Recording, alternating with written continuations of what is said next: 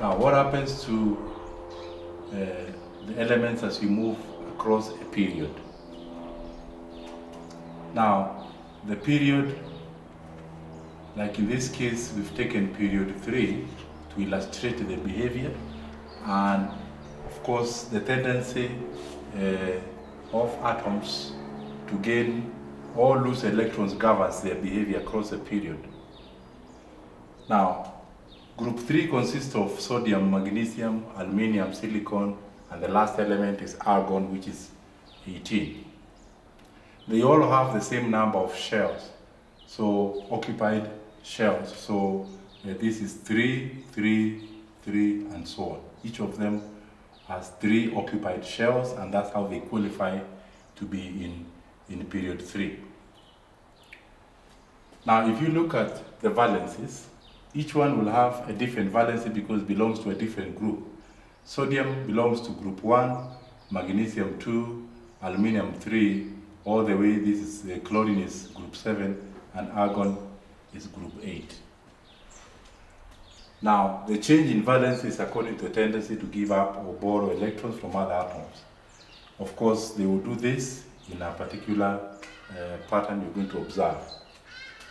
Now, looking at first at the atomic radius, we notice that as we move from left to right, the atomic radius decreases. So there's a decrease in atomic radius as we move from sodium to chlorine. And this can be explained by the fact that each atom, for the next consecutive atom, there is an increase in 1 proton in its nucleus. So there is what we call the nuclear charge. This is governed by the nuclear charge. Now, as we move from left to right, the number of shells stays the same, but for every consecutive atom, there is an increase of 1 proton. So there's 1 proton more here, 2 protons more than sodium, and so on as we move from left to right. The increasing nuclear charge means we have more protons in the nucleus pulling the same shell. So there is a greater pull of the valency electrons as we move from left to right.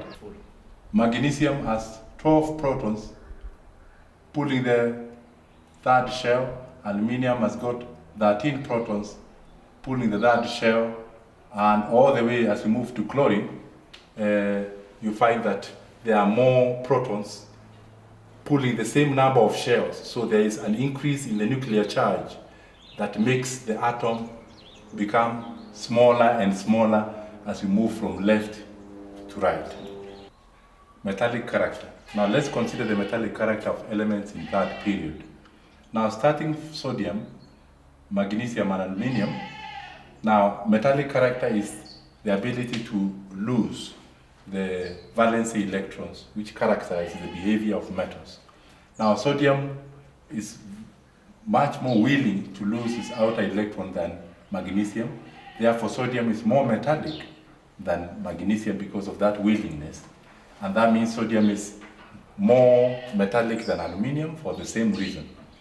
Now, of course, silicon is unwilling to lose its electrons and is unwilling to gain electrons. In most cases, silicon will prefer to share its electrons, so it's a metallite or in between the behavior of metals and non-metals.